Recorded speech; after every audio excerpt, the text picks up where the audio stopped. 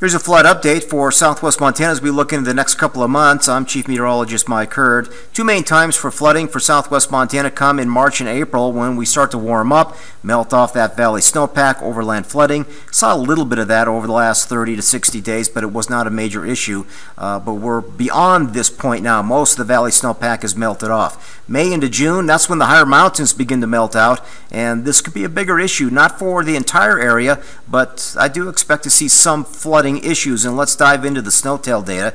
Wise River down there in the Pioneer Mountains, Mule Creek has been, well, pretty healthy so far. So as you look at the colors on the graph here, let's break it down. Observations are in black, min of record is in red, max of record is in blue, and average is in green. So the average bell curve you can see peaking sometime in early May and then sloughs off towards early July.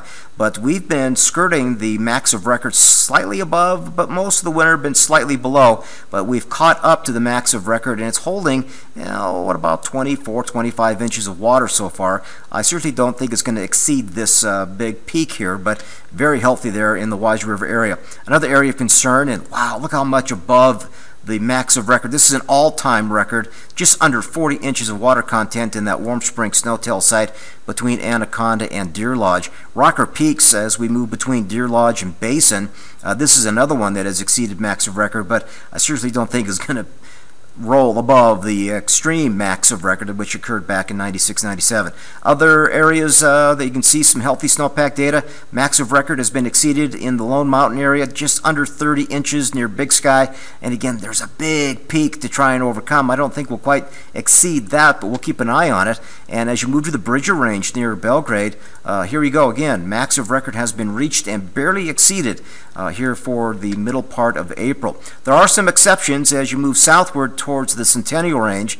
They are, and have been for the most part all winter long, just under average, just below average a little bit, but it hasn't been down to the minimum of record. But again, that's the exception. So snotel data around the state of Montana looking very healthy. Again, all these areas in darker blue with the white shaded background, those are well above normal, between 150 and 175% of average. We're possibly reaching the seasonal peak. So as far as precipitation goes in the valley, from October 1st through today, we've got about 4 to 8 inches in many areas. Kalispell has been up there around 10 inches. But how about the departures? Well, we're running near to well above normal for the seasonal precipitation trends. You can see Butte just barely above normal, so we'll call that near normal by 0.05 of an inch, but we're around 2.5 inches above normal so far for Bozeman, closer to 2 inches in Kalispell, but closer to 4 inches in Havre, and about 3 inches there in the Billings area. So there's a lot of water in the ground right now, and we're heading into the rainy season. May and June, that's typically when we see around 2 to 4 inches of rain per month, and that could coincide with some rapid snowmelt. So there will be some flooding issues on some rivers like the Upper Clark Fork, possibly the Big Hole River. Jefferson may be in there as well, and something we're going to keep an eye on in the weeks and months coming up for much of southwest Montana. So that's an early look at flood potential for southwest Montana. We'll have updates coming up again throughout the next couple of months.